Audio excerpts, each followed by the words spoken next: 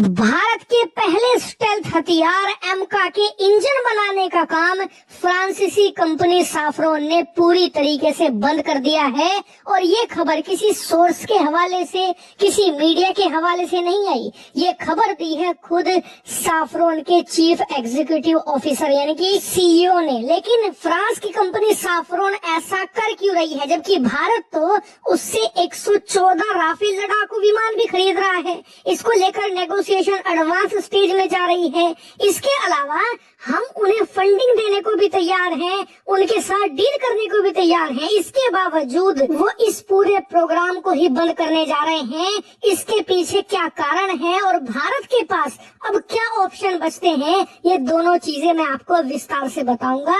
लेकिन सबसे पहले जान लीजिए कि फ्रांस की कंपनी साफरोन ऐसा कर क्यों रही है और क्यों ये भारत के लिए जरूरी था। देखिए, फ्रांस की कंपनी साफरोन ने आधिकारिक तौर पर ये जानकारी दी है कि वो जो 5th जनरेशन के स्टेल्थ लड़ाकू विमानों के लिए इंजन बनाने का काम कर रहे थे, इस प्रोजेक्ट को फिलहाल वो रोकने जा रहे हैं। और इसके पीछे उन्होंने कारण ये दिया है कि इस इंजन को हम इसलिए बना रहे थे क्योंकि फ्रांस, जर्मनी और स्पेन, ये तीनों देश मिलकर एक ऐसा स्टेल्थ हथियार बनाने जा रहे थे जो कि 6th जनरेशन का था, यानी कि F-35 से भी कहीं ज्यादा एडवांस, F-22 रैप्टर से भी कहीं ज्यादा खतरनाक, जिसका नाम था F-कैश। लेकिन फंडिंग की प्रॉब्लम की वजह से ये प्रोग्राम इतना एक्सपेंसिव होता गया कि अब से 1 महीना पहले ही जर्मनी, फ्रांस और स्पेन ने तय किया कि वो अब इस लड़ाकू विमान को नहीं बनाएंगे, इस स्टेल्थ प्रोग्राम को वो बंद कर देंगे।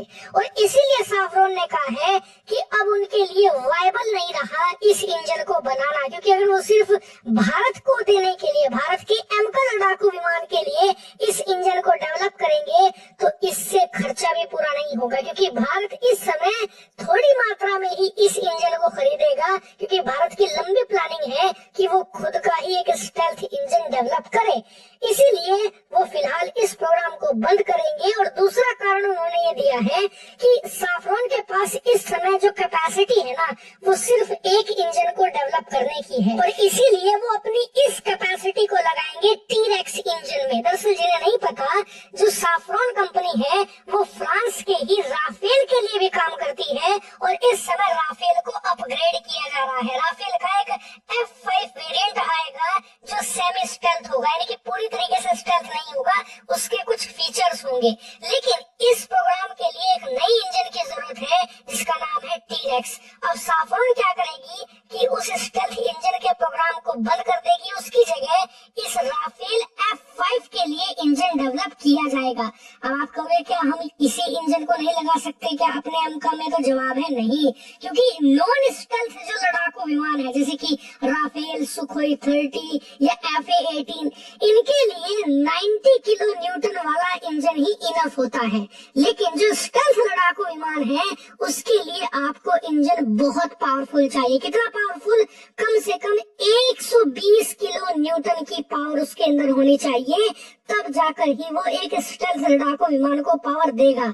ऐसा इसलिए क्योंकि स्टेल्थ का पहला रूल ही यही है कि वो तभी स्टेल्थ कहलाएगा जब वो बिना आफ्टर बर्नर का इस्तेमाल किए, बिना एक्स्ट्रा फ्यूल को जलाए सुपर क्रूज हासिल कर पाए, सुपर क्रूज रफ्तार पर चल पाए। और ऐसा तभी संभव है जब इंजन हद से ज्यादा पावरफुल हो, मतलब इतना पावरफुल कि वो बहुत ही ज्यादा कॉम्पैक्ट भी हो, छोटा भी हो और ताकत उसमें जबरदस्त हो, यानी कि छोटा पैकेट बड़ा धमाका। और इसीलिए इस इंजन को बनाना और भी ज्यादा मुश्किल काम होता है।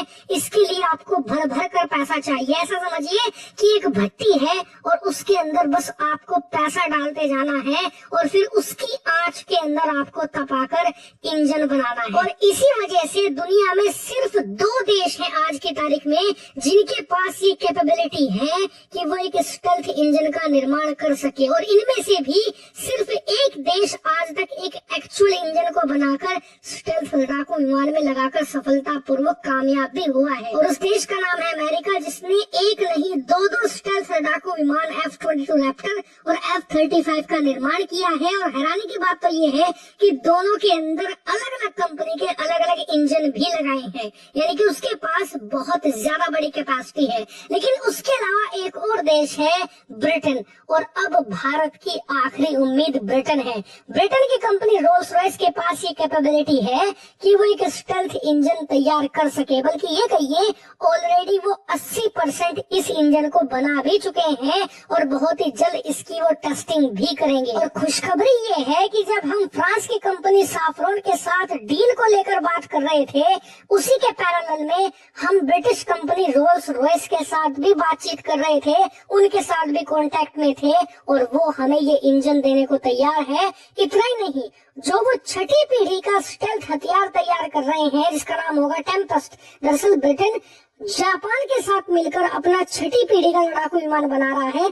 उसी के लिए रोल्स रॉयस एक इंजन बना रहा है, वही इंजन भारत को भी देने को तैयार है। साथ ही उस प्रोग्राम में, उस छठी पीढ़ी के लड़ाकू विमान को बनाने के काम में वो भारत को भी ऐड करना चाहते हैं, ताकि जापान, ब्रिटेन और भारत मिलकर एक ऐसा लड़ाकू विमान बनाए जो अमेरिकी इन्फ्लुएंस से दूर हो। क्योंकि हाल ही में डोनाल्ड ट्रंप ने जो रायता फैलाया है, उसके बाद ये दोनों देश भी परेशान आ चुके हैं अमेरिका से, और उन्हें समझ आ गया है कि भविष्य इसी में है कि हर एक चीज के मामले में, खास करके डिफेंस के मामले में आत्मनिर्भर बना जाए। क्योंकि पता नहीं कल को अमेरिका में फिर से कोई ट्रंप जैसा राष्ट्रपति आएगा और वो ब्रिटेन और जापान को धमकाएगा बात बात पर।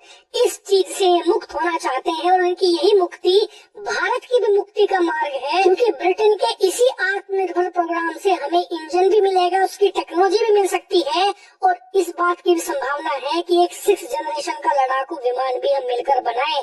इसीलिए अब आप देखोगे कि आने वाले महीनों में भारत और ब्रिटेन कांटेक्ट में आएंगे और इस नेगोशिएशन को इंटेंसिफाई जरूर किया जाएगा। लेकिन एक चीज जिस पर अब आपको नजर बनानी है वो है राफेल की डील। दरअसल कई ऐसे डिफेंस सोर्सेज हैं जिन्होंने खबर दी थी पहले कि भारत मेजरली राफेल खरीद ही इसलिए रहा है ताकि हमें एक स्टेल्थ इंजन का एक्सेस दे फ्रांस। और जो फ्रांसीसी मीडिया है उनकी तरफ से भी रिपोर्ट आई थी कि फ्रांस ने भारत को ऑफर दिया था कि आप हमसे 114 राफेल लड़ाकू विमान और खरीदिए, हम आपको स्टेल्थ इंजन की टेक्नोलॉजी का भी एक्सेस देंगे, साथ मिलकर भी बनाएंगे। तो अब जब इंजन नहीं रहा तो ये देखना होगा कि 114 लड़ाकू विमानों की जो डील इस समय डिस्कस करी जा रही है भारत और फ्रांस के बीच में, एडवांस नेगोशिएशन हो रही है, तो क्या उस डील पर भी असर पड़ेगा? क्या भारत ये बात कह सकता है अब कि आप हमें इंजन नहीं दे रहे तो अब या तो लड़ाकू विमानों के प्राइस कम कीजिए, क्योंकि रिपोर्ट्स के अनुसार भारत 250 से 300 मिलियन डॉलर देगा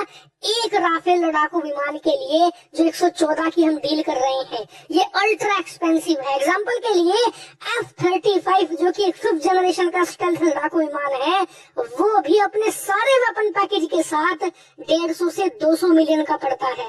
राफेल के लिए फ्रांस उससे भी ज्यादा मांग रहा है, तो क्यों ना जब आप इंजन नहीं दे रहे तो कम से कम उस डील के अंदर प्राइस तो कम करवाइए। क्योंकि आप याद रखिए, फ्रांस ने हमें साफ मना कर दिया है सोर्स कोड देने से, उसकी 100% टेक्नोलॉजी भी वो नहीं देना चाहते, और साथ ही भारत में पूरी तरीके से मैन्युफैक्चरिंग भी नहीं करना चाहते, और उसके बावजूद वो 250 से 300 मिलियन मांग रहे हैं राफेल के लिए। लेकिन उस समय बहुत से लोग कह रहे थे कि चलो कोई बात नहीं, एक्सपेंसिव राफेल जरूर मिल रहा है, लेकिन साथ ही हमें इंजन और उसकी टेक्नोलॉजी मिल जाएगी, वो ज्यादा जरूरी है, इसके लिए एक बार को महंगा राफेल खरीद लेंगे।